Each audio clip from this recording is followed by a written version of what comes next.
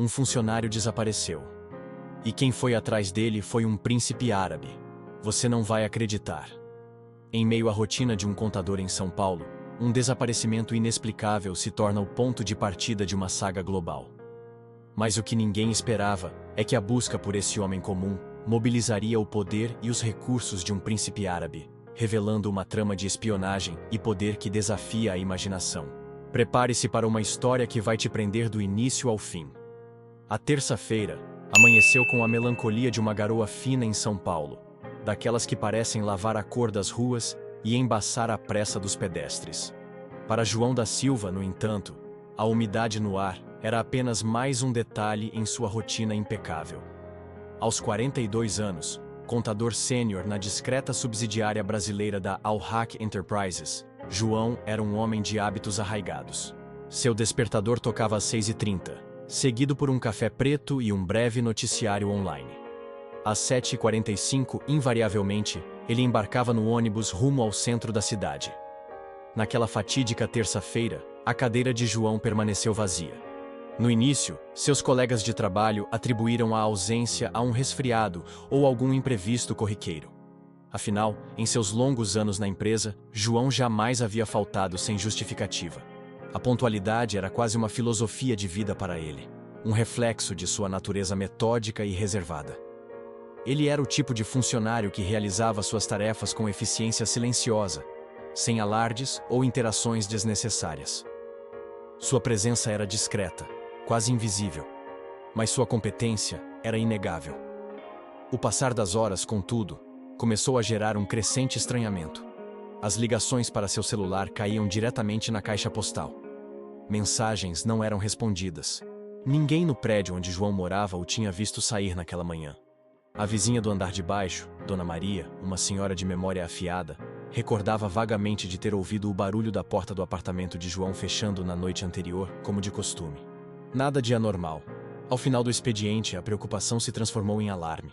O gerente da filial brasileira da Al-Haq, um executivo pragmático chamado Ricardo Azevedo, tentou manter a compostura, mas a ausência inexplicável de um funcionário tão leal e dedicado era um ponto fora da curva em seus anos de gestão. Seguindo o protocolo, Ricardo acionou a polícia. Os primeiros policiais a chegarem ao apartamento de João encontraram um cenário de normalidade perturbadora. Tudo estava em seu devido lugar. A cama arrumada, a pia da cozinha limpa, livros marcados sobre a mesa de cabeceira. Não havia sinais de arrombamento, violência ou qualquer indício de que João tivesse saído às pressas ou contra sua vontade. Sua carteira com documentos e uma pequena quantia em dinheiro estava sobre a cômoda.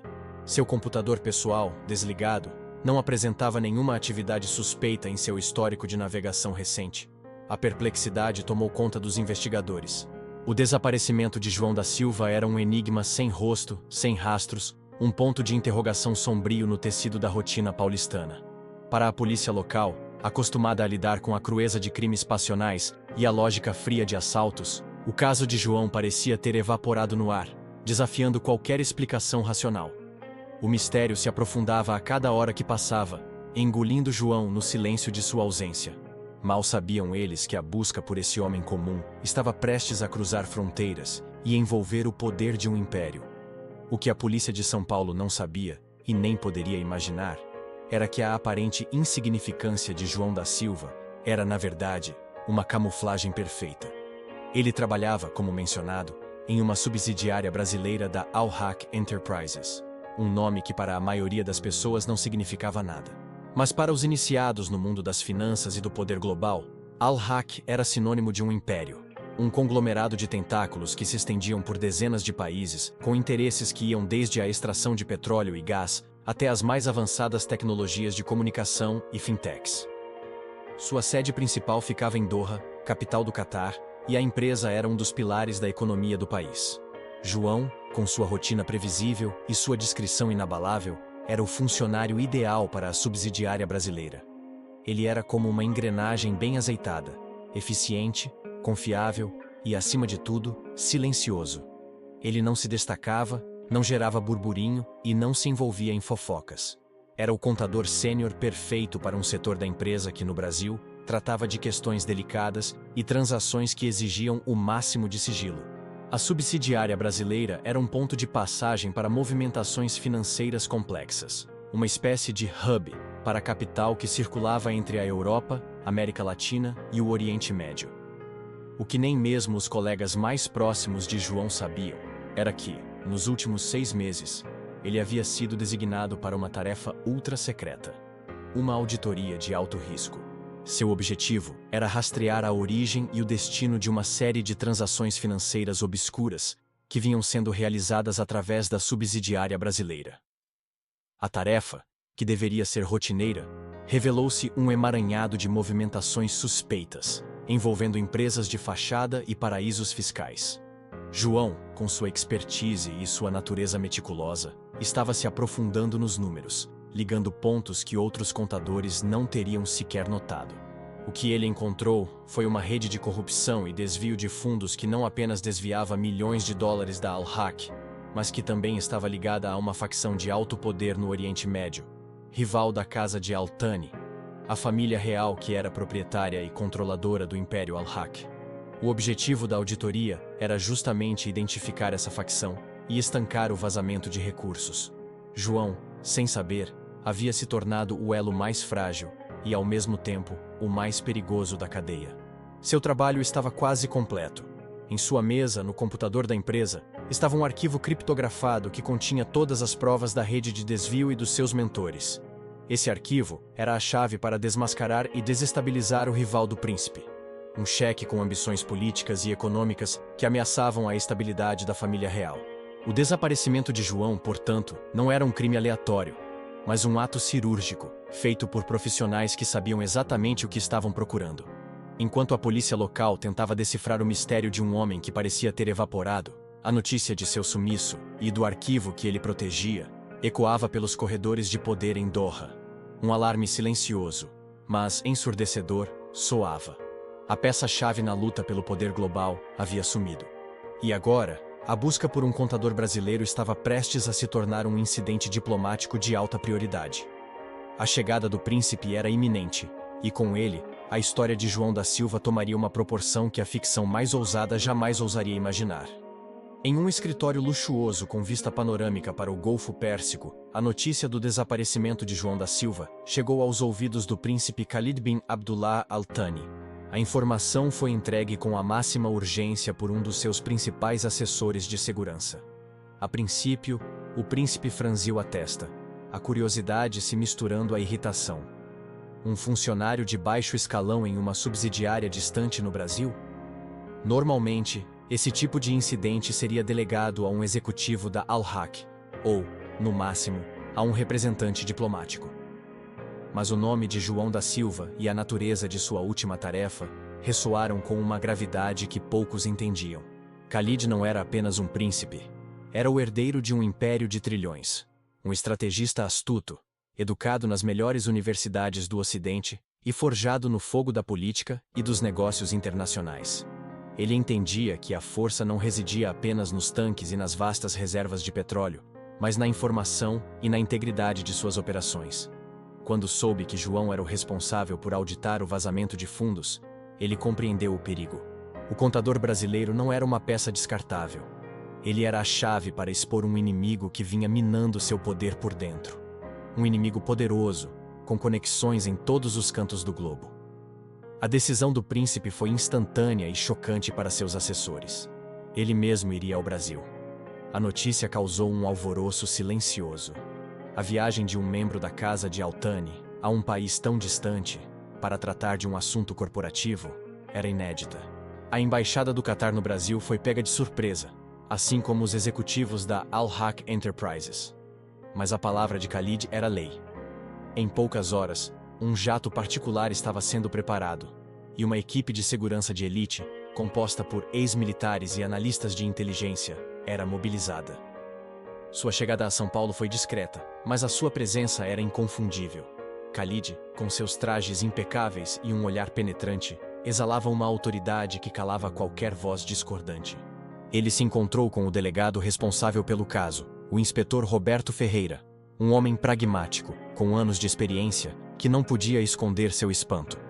Em sua carreira, ele havia visto de tudo, mas nunca havia sido interrogado por um príncipe árabe sobre o desaparecimento de um contador. Inspetor Ferreira, disse Khalid, sua voz calma e carregada de uma formalidade que parecia cortar o ar. Precisamos de respostas, e precisamos delas agora. O desaparecimento de João da Silva não é um caso de rotina. Ele é uma prioridade da mais alta importância para a minha família. O inspetor, inicialmente relutante, foi confrontado com uma avalanche de recursos. Khalid não veio sozinho. Ele trouxe consigo um arsenal de tecnologia e especialistas. Analistas forenses que poderiam vasculhar bilhões de dados em minutos, uma equipe de rastreamento com acesso a satélites e drones de última geração, e um grupo de segurança que parecia saído de um filme de ação. A investigação, que antes era uma busca lenta e metódica, se transformou em uma operação de guerra tecnológica. Para o inspetor Ferreira, a situação era surreal. Ele estava acostumado a trabalhar com orçamentos limitados e burocracia, e de repente tinha à sua disposição um poderio que a polícia brasileira só poderia sonhar. O príncipe Khalid não estava pedindo, ele estava tomando controle. A busca por João da Silva havia se tornado, de repente, uma caçada global. E o inspetor Ferreira, o elo entre a polícia local e o poder de um império, estava prestes a descobrir a verdade por trás do desaparecimento mais enigmático de sua carreira. A pergunta que todos faziam era: por que tanto poder e recurso para um simples contador? A resposta estava em algum lugar, escondida nas entranhas de uma rede global de corrupção, e o príncipe Khalid estava determinado a encontrá-lo. Com a intervenção do príncipe Khalid, a investigação mudou de patamar de forma abrupta. O apartamento de João, antes revistado pela polícia local sem sucesso, foi submetido a uma análise forense de alta tecnologia. O chão foi escaneado em busca de micropartículas, o ar, analisado para resíduos químicos. Em um dos cômodos, uma equipe de especialistas encontrou uma pequena fibra sintética de origem incomum, que não correspondia a nenhuma das roupas de João. Análises de DNA e de composição química foram iniciadas imediatamente. Uma busca por uma agulha em um palheiro que a equipe de Khalid estava disposta a fazer. Paralelamente, a equipe de inteligência do príncipe se concentrou no que a polícia local não havia conseguido investigar: o mundo digital. Eles acessaram os servidores da Al-Haq Enterprises em Doha, analisando o tráfego de dados de João nos dias anteriores ao seu desaparecimento. O que encontraram foi um padrão intrigante. João, um homem que raramente saía de sua rotina digital, havia acessado, nas últimas 48 horas, um banco de dados restrito da empresa, fora do horário de expediente. Ele estava copiando e criptografando o arquivo que continha a auditoria, mas não para o computador da empresa. Ele estava movendo o arquivo para um servidor externo, um drive seguro que a equipe do príncipe identificou como um serviço de nuvem pouco conhecido na Suíça. Essa descoberta foi o primeiro grande avanço. Os analistas do príncipe conseguiram rastrear a atividade desse drive, percebendo que o arquivo foi acessado novamente, mas não por João. O IP de acesso veio de um celular em um veículo em movimento, na região de Santa Cecília, em São Paulo, na mesma manhã do desaparecimento. A partir daí, o que era um mistério de pessoa desaparecida se tornou um caso de sequestro. A equipe de segurança do príncipe Khalid utilizou imagens de satélite e câmeras de segurança de toda a região para rastrear o veículo. Em pouco tempo, eles identificaram uma van branca, sem identificação, que se movia de maneira suspeita e parou por cerca de 2 minutos na rua de João. A van seguiu para a rodovia dos imigrantes, e as câmeras mostraram que ela foi abandonada em um posto de gasolina. Dentro dela, a equipe forense encontrou resíduos de um sedativo potente. João não havia saído por vontade própria. Ele havia sido levado à força. A van não era o destino final, mas uma peça no quebra-cabeça. O celular que acessou o arquivo criptografado foi rastreado até o Aeroporto Internacional de Guarulhos. A equipe de Khalid descobriu que um grupo de 3 pessoas, com identidades falsas, havia embarcado em um voo privado para Zurique, Suíça. Eles tinham em sua posse um dispositivo que parecia ser o celular utilizado para baixar os dados de João. A teia de intrigas estava se desvendando. Os sequestradores não eram amadores. Eles sabiam o que procuravam, tinham acesso a informações privilegiadas e estavam executando um plano complexo com perfeição assustadora. A caçada global por João da Silva havia começado, com o príncipe Khalid no comando. E as pistas levavam a um destino muito além das fronteiras brasileiras, direto para a fortaleza financeira da Suíça. O jogo estava em andamento, e a vida de João era o prêmio. A caçada por João da Silva, antes restrita a uma vizinhança pacata de São Paulo, agora se estendia pelo globo. O voo para Zurique era apenas o primeiro passo de um plano muito mais elaborado. A equipe de inteligência do príncipe Khalid rastreou os sequestradores através da Suíça, mas o grupo, que se movia com a precisão de um esquadrão de elite, não parou por lá. De Zurique, eles se dividiram, com um dos membros seguindo para um porto discreto no Mediterrâneo, em Montenegro. O outro permaneceu na Suíça, onde tentou, sem sucesso, acessar o arquivo criptografado de João. Ficou claro para Khalid que os sequestradores não tinham apenas o objetivo de levar João. Eles queriam as informações que ele possuía. A tentativa de acessar o arquivo em Zurique, uma cidade conhecida por seus bancos e por ser um paraíso fiscal, era a prova disso. Eles estavam desesperados para obter o conhecimento de João, para usá-lo contra o príncipe e a casa de Al-Thani. A teia de corrupção que João havia descoberto não era apenas um vazamento de fundos, era uma operação de desestabilização cuidadosamente planejada. Enquanto a equipe de Khalid seguia os rastros, o príncipe, com a ajuda de seus analistas, conseguiu identificar a organização rival por trás do sequestro. O mentor era o Sheikh Hamad al-Jafari, um primo distante e rival amargo da família real. Hamad possuía um vasto império de negócios, mas sua sede por poder político era insaciável. Ele via Khalid como uma ameaça ao seu plano de se tornar a figura mais influente do Oriente Médio. O sequestro de João não era sobre dinheiro, era um jogo de xadrez. E João era o peão mais valioso. A equipe de segurança do príncipe Khalid, comandada pelo tenente-coronel Tariq Al-Farsi, um ex-combatente das forças especiais, seguiu os sequestradores de Zurique a Montenegro.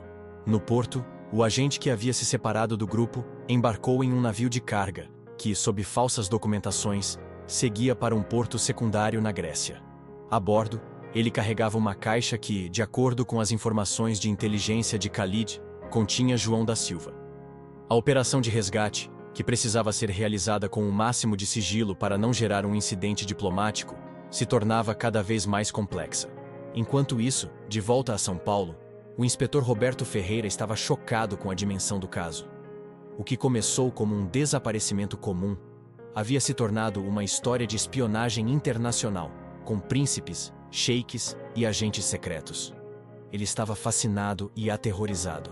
O poder e os recursos do príncipe Khalid eram algo que ele nunca havia testemunhado. Ele se sentia uma peça pequena em um jogo de titãs, mas Khalid o tratava com respeito, o mantendo informado a cada passo.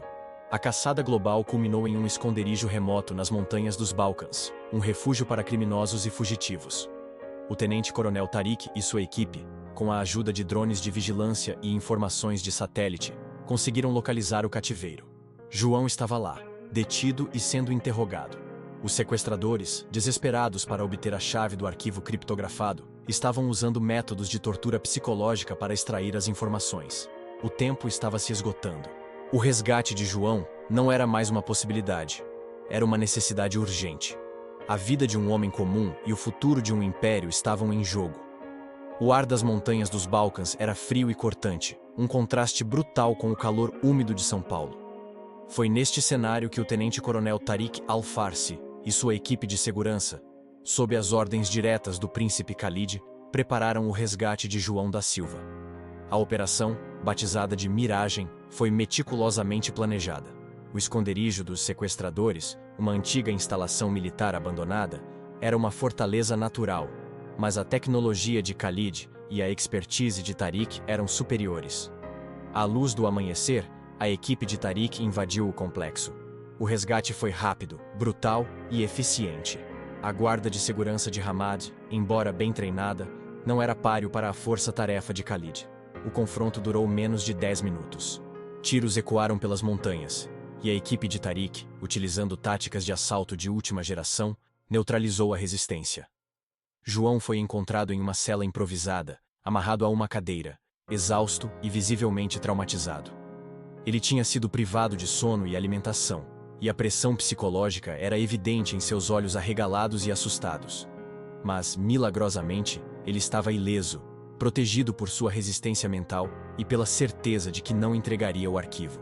Tariq, com a precisão de um cirurgião, o libertou e o escoltou para fora do esconderijo.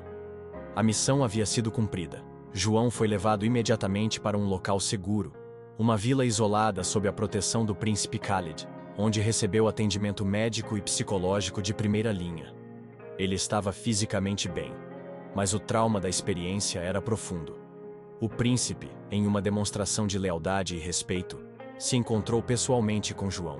Khalid não estava ali para cobrar nada, mas para agradecer.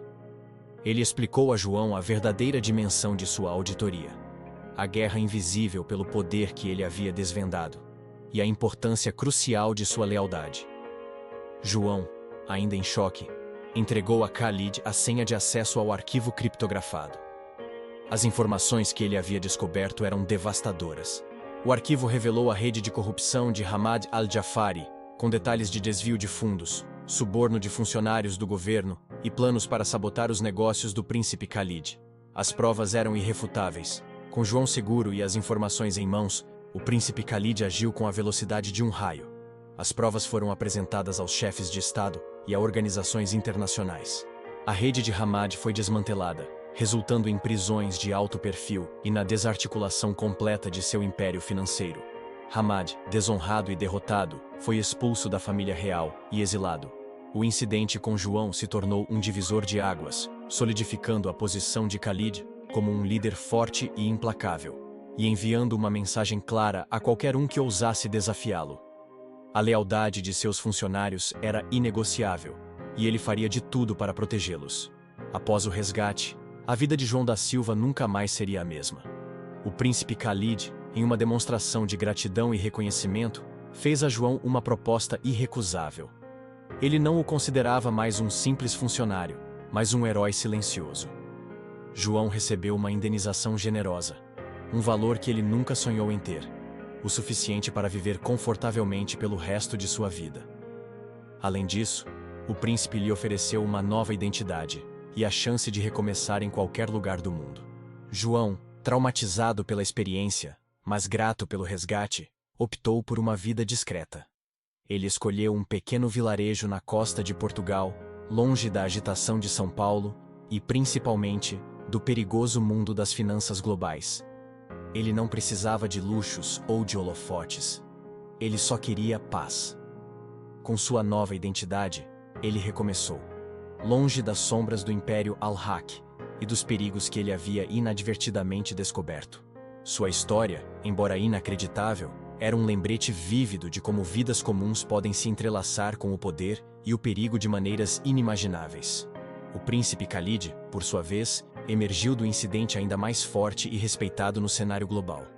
O episódio com João reforçou sua imagem de líder implacável, protetor de seus interesses e de sua gente. Ele provou que, para ele, a lealdade de um funcionário de baixo escalão era tão importante quanto a integridade de seus negócios multibilionários. O poder de um príncipe árabe, com seus recursos ilimitados, havia salvado um contador brasileiro. E essa história, contada nos círculos mais fechados de poder, se tornou uma lenda moderna, um aviso aos seus adversários e um símbolo de lealdade para seus aliados. O inspetor Roberto Ferreira, de volta à sua rotina em São Paulo, nunca mais viu João da Silva. Mas a história de seu desaparecimento e resgate se tornou um mito na delegacia. Ele guardava em segredo os detalhes mais chocantes, os drones, os satélites e a força-tarefa de Khalid. Ele sabia que ninguém acreditaria em sua história, e preferia assim. O que ele presenciou mudou para sempre sua percepção sobre o mundo.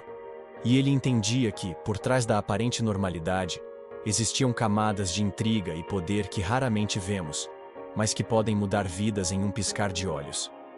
E assim, a história de João da Silva e do príncipe Khalid chega ao fim. Uma trama que começou com a ausência silenciosa de um homem comum e terminou com a queda de um império rival. João, o contador discreto, se tornou uma peça central em um jogo de poder global. Sua vida, uma vez marcada pela rotina, foi transformada por um evento que a maioria das pessoas só veria em filmes. A história nos lembra que a vida é cheia de conexões inesperadas. Aparentemente insignificantes, as ações de um indivíduo podem desencadear uma série de eventos que reverberam por todo o mundo. A lealdade de João à sua empresa, sua honestidade e sua natureza metódica, que o levaram a auditar o Império de Khalid, foram as mesmas qualidades que o salvaram. E a determinação de um príncipe em proteger seus interesses e as pessoas leais a ele, mostrou que o poder, quando usado com propósito, pode mover montanhas e cruzar oceanos. Ficou chocado com essa história? Qual parte te surpreendeu mais? A ousadia do sequestro, a intervenção inesperada do príncipe ou o desfecho surpreendente para João? Deixe sua opinião nos comentários abaixo. Sua participação é muito importante para nós e enriquece a nossa comunidade. Não se esqueça de curtir este vídeo se você gostou e compartilhar com seus amigos para que mais pessoas conheçam essa incrível e bizarra história. E claro, se ainda não o fez, inscreva-se no canal para não perder as próximas narrativas que vão te deixar de queixo caído. Até a próxima. Vídeo.